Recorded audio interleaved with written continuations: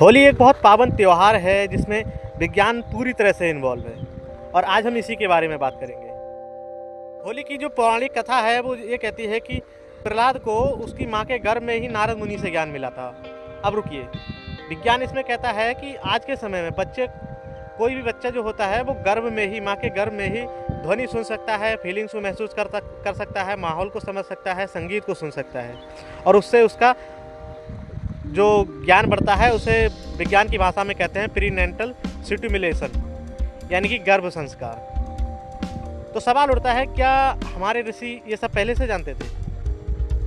जो आज लैब में लोग सिमुलेशन में जानते हैं वो हमारे ऋषि मुनि पहले से ही जानते थे। कश्यप जो थे वो कश्यप ऋषि के पुत्र थे, यानी कि एक ब्राह्मण समाज से आते थे, मतलब वो ज्ञान की परंपरा से आते थे।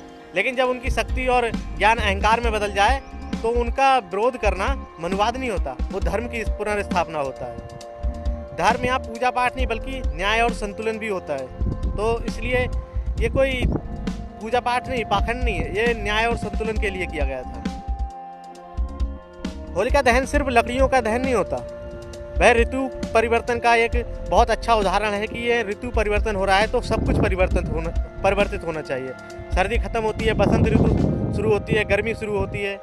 इस दौरान वातावरण में संक्रमण बहुत ज़्यादा बढ़ता है और गांव में सूखी लकड़ी, उपले, औषधि आदि बहुत सारी सामग्री होती है जो होली में जलाई जाती है और अग्नि, राख इन दोनों के पारंपरिक कीटाणुनाशक के रूप में भी प्रयोग किए जाते हैं। अब मैं ये नहीं कह रहा कि 145 डिग्री नाप कर जलाते हैं, लेकिन अनुभव आधारित जीवन शैली ये थी कि हमारे पूर्वज मूर्ख नहीं थे, वे प्रकृति को देखकर नियम बनाते थे। जब बसंत ऋतु आती है तो हमारा शरीर आलसी होता है और होली के समय लोग क्या करते हैं, दौड़ते हैं, हंसते हैं, रंग लगाते हैं, ढोल नगाड़ों की आवाज़ पर कूदते हैं। ऐसे बहुत सारे काम होते हैं, ये सब रक्त संचार को बढ़ाते हैं। इनसे रक्त संचार हमारा तेज होता है, सामूहिक ऊर्जा पैदा करते हैं। होली बायोलॉजिकली भी रीसेट हो सकती है।